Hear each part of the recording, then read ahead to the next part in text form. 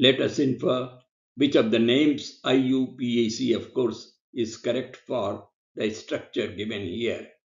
एक bond line structure यहाँ पर दिया हुआ है और हमको ये बताना है कि कौन सा स्ट्रक्चर, इसका कौन सा नाम सही है इस स्ट्रक्चर के लिए।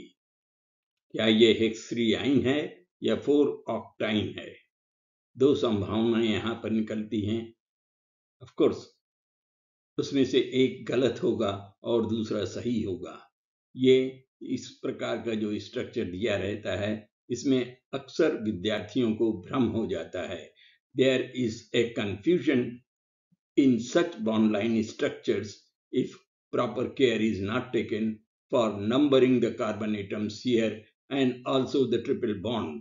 तो देखें कि किस प्रकार से ये क्या कंफ्यूजन है और ये किस प्रकार से इसका सही नाम निकाला जा सकता है। जैसा कि हम देख रहे हैं, इसमें हेक्स3 भी कहा जा सकता है या 4-ऑक्टाइन है।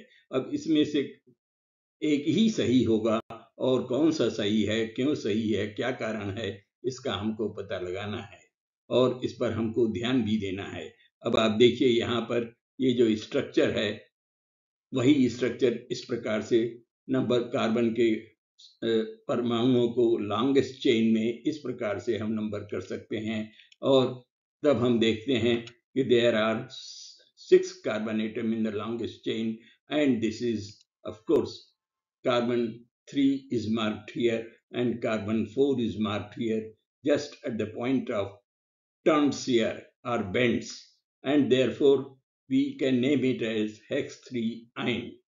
और दूसरा तरीका ये भी है कि हम इस पर ध्यान दें कि alkynes with a triple bond in its structure show linear geometry. Triple bond जहां भी होता है तो वो एक रेखीय या लीनियर ज्योमेट्री बताता है और उसके आधार पर हम उस कार्बन को जरूर ध्यान देंगे जो कि ट्रिपल बॉन्ड के दोनों तरफ है। The carbons just both the sides in the triple bond should be numbered in the longest chain in the bond line structure. अब आप देखिए हमने यहाँ पर एक गलती कर दिया। हम ये लॉन्गेस्ट ट्रिपल बॉन्ड तो ये है, लेकिन इसके साइड में जो स्ट्रक्चर कार्बन है उसको हमने इग्नोर कर दिया, उस पर ध्यान नहीं दिया।